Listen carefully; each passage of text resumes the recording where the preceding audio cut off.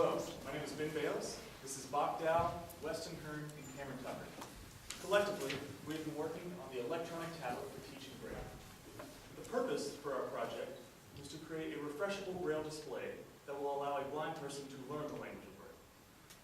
Our objectives for this semester were to create a single letter block and then to replicate that letter block and string them together in a row.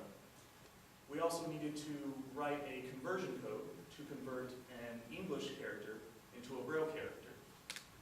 We also needed to write an addressing code that will put the correct character into each of the letter blocks. For programming, we used the language of C for our Arduino board. And for the addressing code, we set up a series of D flip-flops to form a shift register so that a single microcontroller could control an entire row of letter blocks. A big thing that we were able to accomplish this semester was reading data from an SD card. Right now, all we have on the SD card are the words that we wish to display on our letter block row. But in the future, we will be able to load an entire teaching program onto this SD card.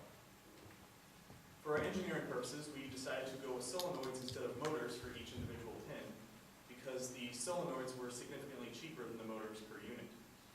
However, we did run into a few problems with these solenoids.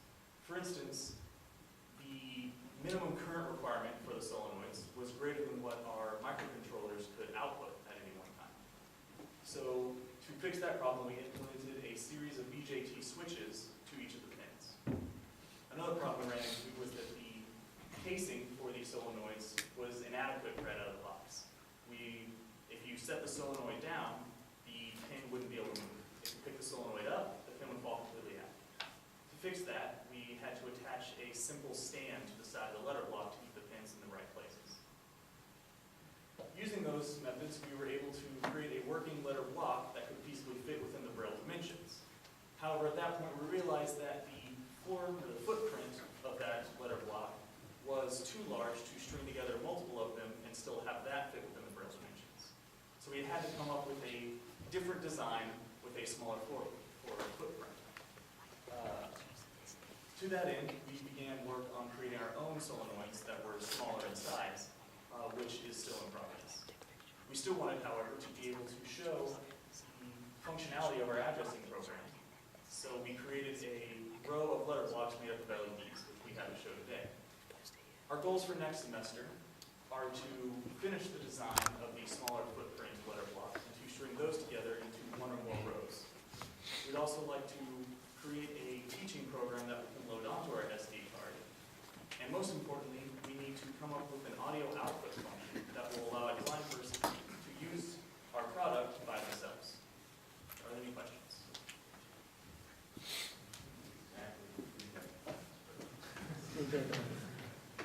Questions? Anybody on your team talk to any blind person, or what? How are you learning about it? About the language? Braille, and how it might be used? We have been using grade 1 Braille, which is uncontracted, and that is actually only used in teaching beginner Braille. And it's a very simplistic one. Do you think you might want to get someone that is visually impaired to use it, or? Yes, but when it comes to the testing phase where we have something you can run your finger over, we will need to work with people who understand Braille more than we do. What kind of formal testing are you going to do? That's whether you might have any subjects kind of, you need to have to do a benchmark evaluation of how you're going to be successful in it. So say a little bit about how you're going to formally evaluate a second phase of your project. In terms of how we Quantitatively, how would you actually determine if you're successful? Accuracy, or Yeah. something? That's 50 people and find out that 32 of them think it's better than something else. okay. I'm not telling you to do it. Yes, we have discussed those metrics. However you want to decide how you're going to do your evaluation, you're going to use some quantitative. Yes.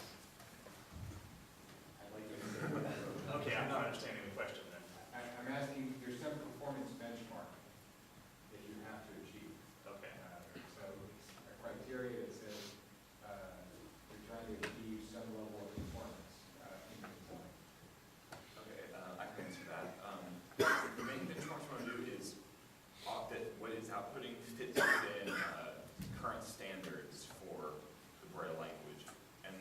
has a pin that's under 2 millimeters in diameter, and I think a similar height with a certain spacing between them. So if we can get a series of blocks coming up with all in specified dimensions that can be independently confirmed by, say, someone who understands Braille with their hands, where they can tell what the letters are, we'll consider that meeting our needs. I mean, we're not educators, so we can't tell whether the teaching program is successfully teaching, but our main goal is to have it display the words or letters that we intend, and then read aloud those letters on command. And so it's fairly objective goals that are going to be met or not. Other questions? Just wanted to either Braille, the matrix, the 2x3, Yes. on solar is small enough that it meets your for the size. For a single letter block, we're able to fit it into the appropriate Braille dimensions. However, the footprint is wide enough that each additional letter block you put next to that becomes more difficult to put it into the appropriate Braille dimensions.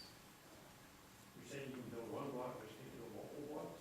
We can build one block, and the distance between the pins is greater than the Braille dimensions. We are able to kind of create struts and that go in and up to make it fit within the Braille Okay, so dimension. you're gonna cheat a little bit. Yes. So we're able to cheat a little bit on a single one, but cheating becomes more difficult with each subsequent letter